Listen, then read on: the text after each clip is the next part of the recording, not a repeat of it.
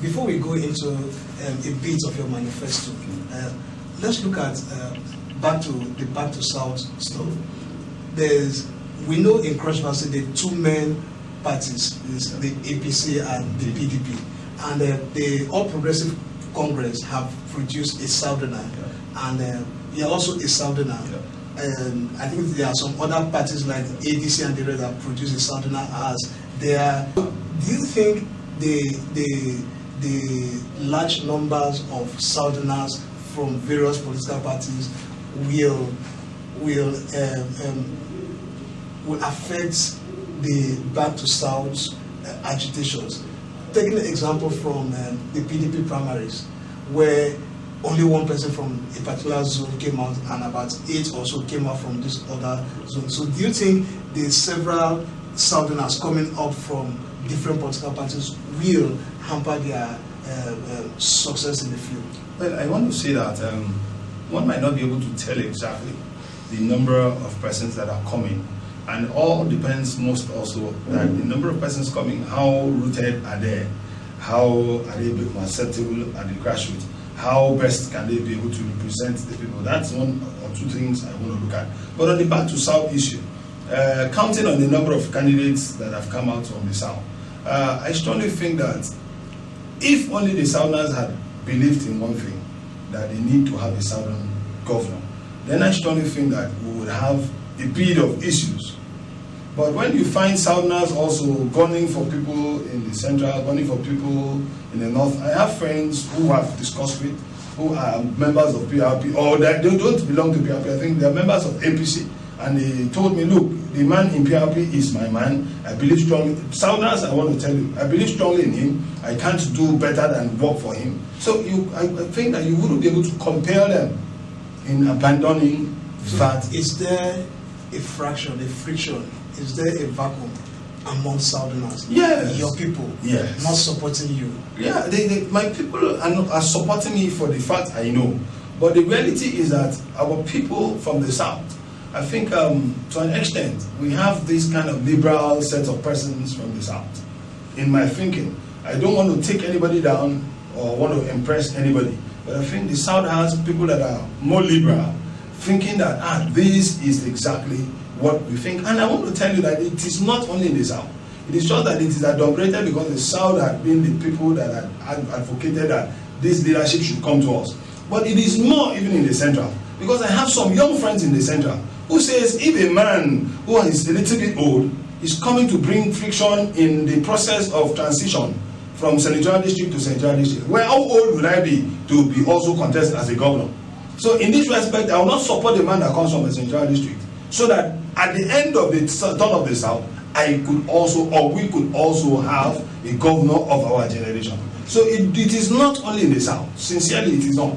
But if we will talk about the South presently, we should be able to look at the South as a people who are asking for it, but the sincerity of purpose is not there. And that's just what I would say, because at the level of the leadership of the South, yes, certainly there's no place that does not have leadership. But the sincerity at the level of leadership of the South is what some of us doubt so much. Because if you look at the precedent set during the governorship elections, primaries in PDP, which is one of the most pronounced, what people call betrayal in the South. So you actually believe there was a betrayal in that? Yeah, certainly if a party had, for them that belongs to the party, I had never been part of the party, and I don't know what the arrangements are, but for those that belong to the party, had said that the party as a party in Cross River State had sat back, because the party, from what I've heard and what I've tried to study from their party constitution, has a provision for rotation. Okay.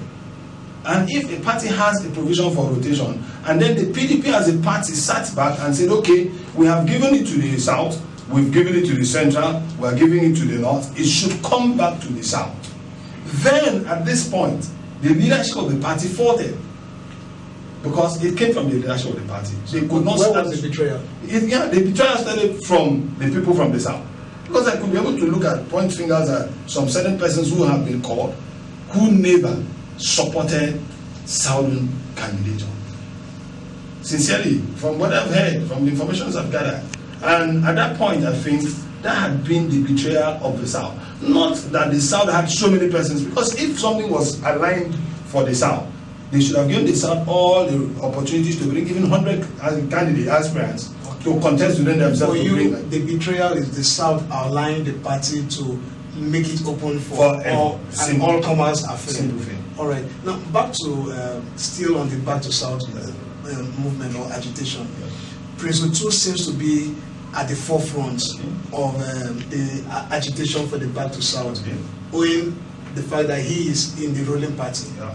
And we all know the baggages and the court cases surrounding his candidature. Yeah.